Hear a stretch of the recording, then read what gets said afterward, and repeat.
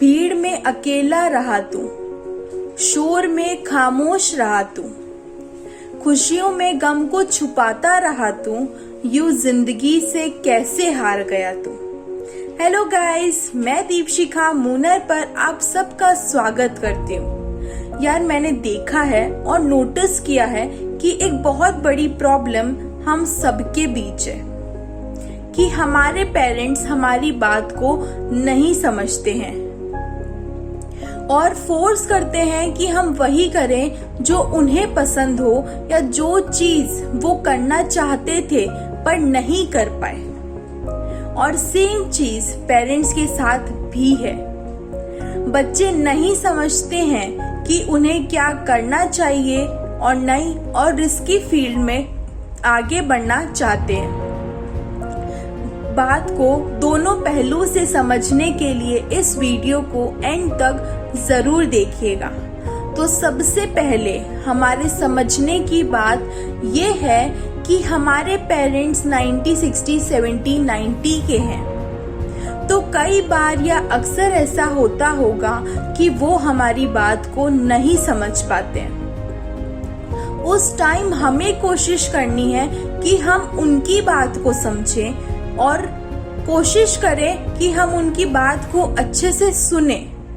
उनकी बात को समझने या सुनने का मतलब ये नहीं कि वो सही बोल रहे हैं। उसका मतलब ये है कि हम उनकी भावनाओं की कदर करते हैं, उनके दिल की बात को समझ रहे हैं। हम ये समझ रहे हैं कि अगर वो हमें मना कर रहे हैं कोई काम करने से तो क्यों कर रहे हैं। अगर हम ध्यान से समझेंगे तो हमें समझ आएगा कि अगर वो सही नहीं बोल रहे हैं तो गलत भी नहीं है।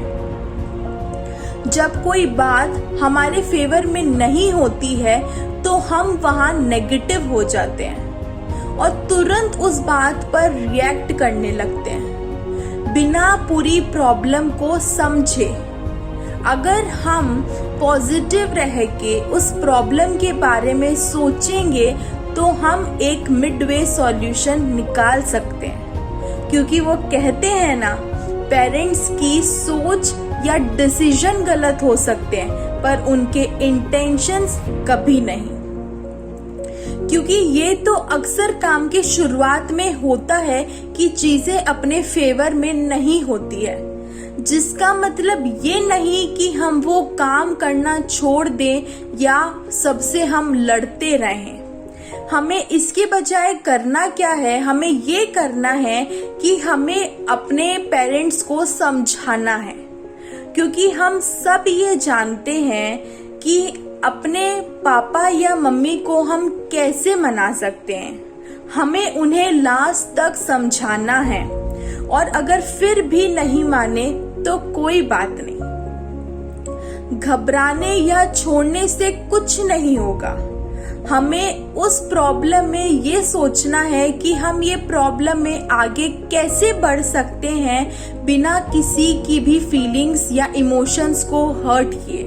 हमें कुछ भी करने के लिए इस दुनिया को नहीं बदलना है, बल्कि इस दुनिया को एक्सेप्ट करना है। और ये बात तो हमें कभी कहनी ही नहीं है कि दिस शुड नॉट हैपन, क्योंकि वो तो हो रहा है। अब हमें उसमें ये सोचना है कि अब हम ये काम कैसे करें और अपनी प्रॉब्लम्स को कैसे सॉल्व करें। अगर हम ये बात समझ लेंगे तो हमें हमारी आगे आने वाली प्रॉब्लम्स के लिए तैयार हो जाते हैं और धीरे धीरे सब एक्सेप्ट करने लग जाते हैं।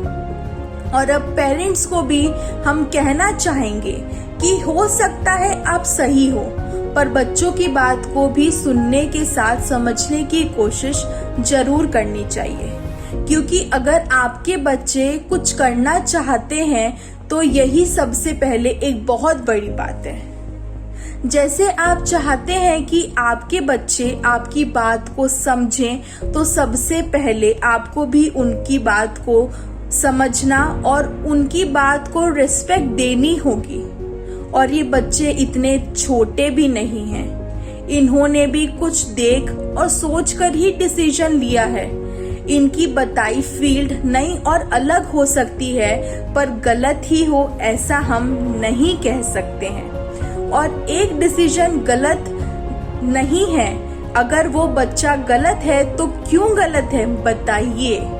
और अगर बच्चा लास्ट तक अपना पॉइंट रखकर सही हो जाए तो उस बात को ईगो को थोड़ा साइड रखकर समझें, क्योंकि वो भी सही हो सकता है। और वैसे भी जरूरी नहीं जो आप बोल रहे हैं वो काम करके आपका बच्चा सक्सेसफुल हो ही जाए, क्योंकि बिना मन के किया हुआ काम में कभी भी कोई भी ना तो सक्सेसफुल हो सकता है और ना ही उस काम में उसकी तरफ से एनर्जी और पॉजिटिविटी तो बिल्कुल भी नहीं रहेगी।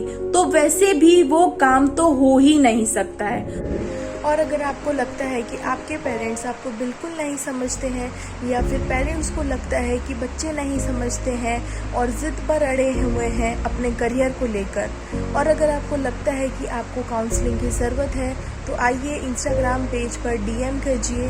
काउंसलिंग बिल्कुल फ्री है, कोई चार्जेस नहीं है। इस वीडियो को लाइक कीजिए और कमेंट करके बताइए कि आपको इससे क्या हेल्प हुई।